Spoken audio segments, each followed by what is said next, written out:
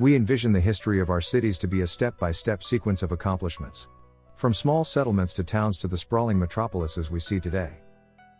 The darker parts are remembered as merely interludes, dark ages, in the grand story, when in reality those dark ages have had a much larger impact on the course of our history than most periods of peace and prosperity.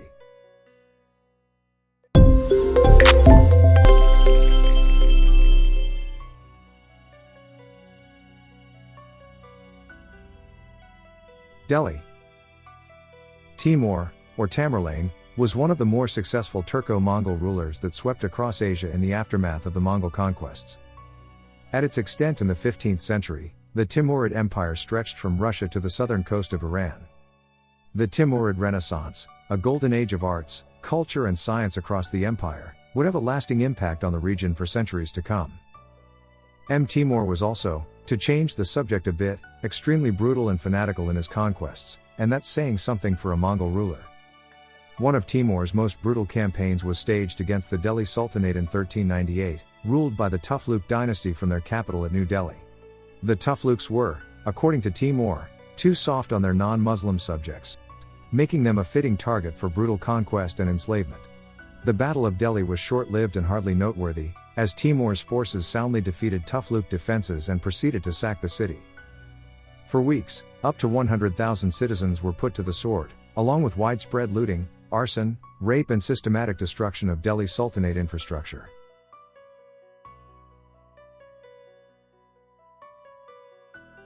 Herculaneum. The eruption of Mount Vesuvius in 79 AD has come to be associated with the city of Pompeii, as its preserved artifacts and bodies give us a visual sense of the tragedy.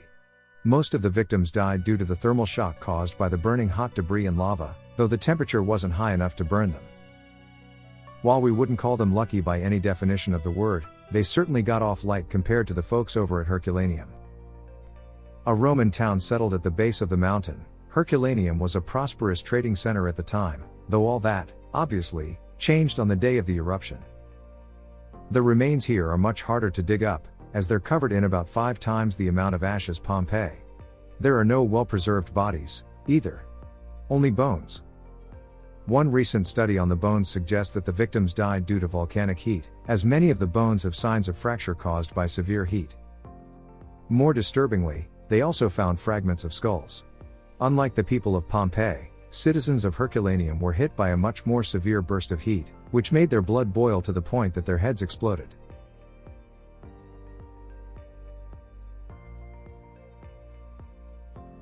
Constantinople.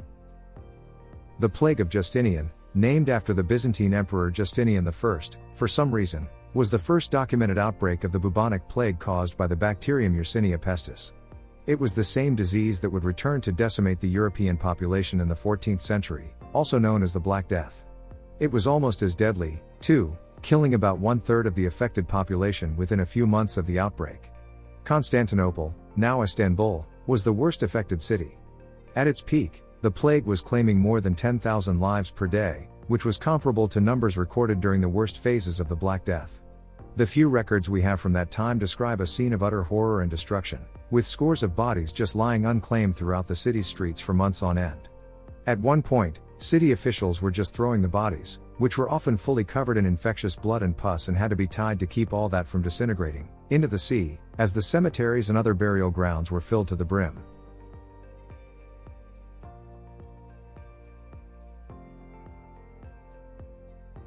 Tokyo. The firebombing raids carried out across major Japanese cities at the end of World War II are rarely, if ever, remembered in the same vein as the atomic bombs of Hiroshima and Nagasaki. The latter still provokes questions about the morality of deliberately using weapons of mass devastation against a civilian population, while the former is usually only mentioned in passing as wartime collateral damage. Yet, the raids were as devastating and horrific as the atomic bombs, if not more so, both in scale and their intended aims, to create terror among the civilian population to force their military to surrender. The only difference was the speed of the massacre, as the atom bombs were almost instant in their execution, though that difference hardly matters to someone burning to death in the streets. The casualty figures for the entire campaign were as high as about 387,000 civilians, out of which about 97,000 died in a matter of a 6-hour period on the night of March 9, 1945.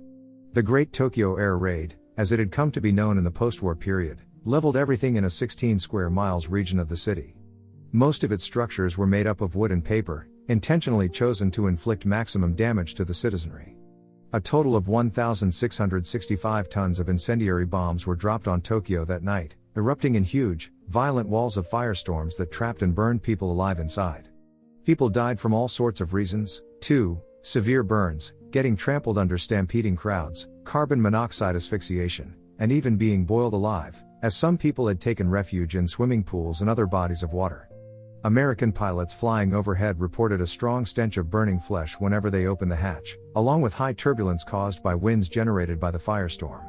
Many of the survivors that were found only managed to survive by being buried under huge piles of burning bodies, which would have been the only effective shelter against the flames at the time.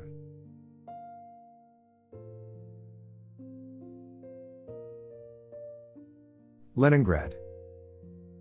The Siege of Leningrad, now St. Petersburg, by German and Finnish forces in September 1941 was the longest siege of the war, lasting for a total of 872 days.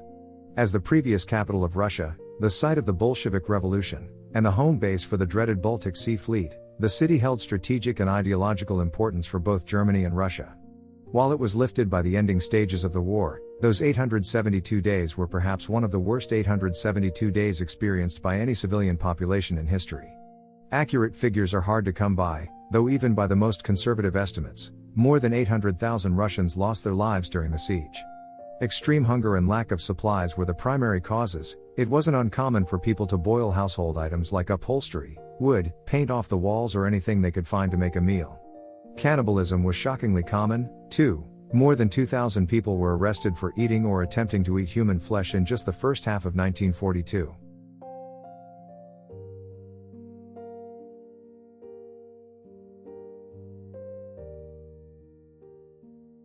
Jerusalem. Romans were known for their ruthlessness on the battlefield, though their most brutal campaigns were reserved for rebelling populations. The Jewish citizens of Jerusalem had the misfortune of finding that out firsthand in 70 AD, 4 years after the Jerusalem riots of 66 AD that overthrew the Romans and installed a revolutionary government. The Roman response to the rebellion also happens to be one of the darkest chapters in the history of Jerusalem. Led by Titus, the city was put under an unrelenting siege for over 4 months, as thousands of its citizens gradually lost their lives to famine, disease, and even cannibalism. One particularly harrowing account speaks of a woman in the streets killing and roasting her own child for a meal. When the siege was lifted, the city's citizens were murdered or sold into slavery once the soldiers got tired of killing.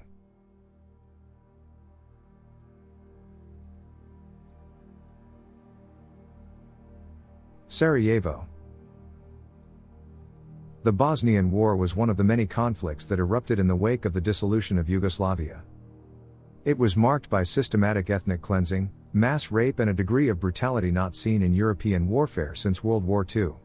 Tensions from World War II also played a prominent role, as Yugoslavia saw some of the worst violence of the war in the European theater. One of its worst episodes was the Siege of Sarajevo, the capital of the newly formed Republic of Bosnia and Herzegovina, by nationalist Bosnian Serb forces in April 1992. While the war was multifaceted and rather difficult to wrap your head around without a keen study of the region's long history, the siege itself was quite easy to understand. For more than 3 years, Serb forces, stationed in the picturesque hills surrounding the city, bombarded the city's population with sniper rifles, artillery shells, and airstrikes. Their aim was to force the Bosnian government, primarily made up of Bosniak, Croat, and Serb officials, to surrender and make way for a greater Serbian empire. Throughout that time, the civilians were indiscriminately bombed or shot from a distance, making everyday chores like going to the market a terrifying, life-threatening affair. By the end of it in February 1996, the siege had claimed the lives of more than 5,000 civilians, making it the longest, deadliest siege of any city in the modern era of warfare.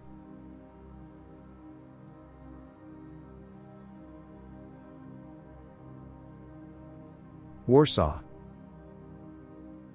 When Nazi forces invaded the Polish capital of Warsaw in October 1939, Heinrich Himmler's orders to his officers were devilishly simple: raze it to the ground and convert it to a transport hub for the Wehrmacht, or no stone to remain standing. During the course of the next 5 years or so, Before it was finally liberated by Soviet soldiers in January 1945, those orders were put into effect with the sort of efficiency you only associate with Germans. The first Red Army soldiers into the city described a scene of complete and absolute destruction. Buildings had been systematically leveled to ensure that they can't be repaired or built upon, and that was repeated with every structure, no matter how large or small, down to the brick. It was perhaps the only city in the war that was completely destroyed. It won't be a stretch to say that pre-World War II Warsaw ceased to exist during the occupation. The war, or more specifically the Nazis, turned Warsaw from a multi-ethnic, cosmopolitan capital to a war-torn wasteland that would take decades to completely rebuild.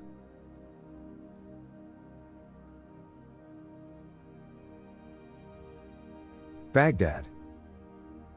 The Baghdad of 1258, by all accounts, was a city without parallel in the known world. Easily the largest and most prosperous city in the world at the time, it was the epicenter of the Golden Age of Islam, a nearly 5-century-long period of renaissance in fields like medicine, military technology, philosophy, culture, and art, among others.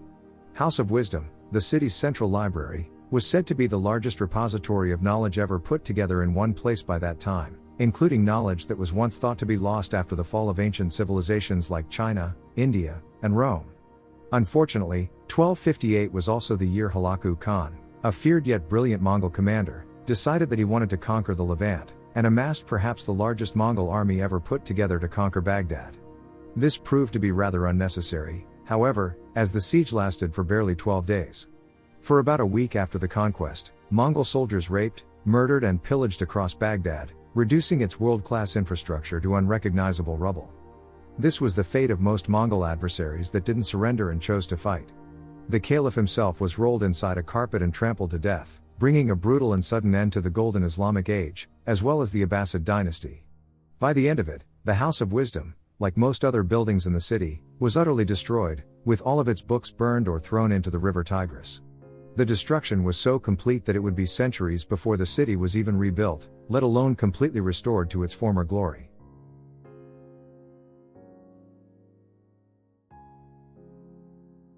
Nanking. The invasion of China by Japanese forces in 1937 didn't come as a surprise, as they had already invaded Manchuria, or northeastern China, and installed a puppet government there back in 1931.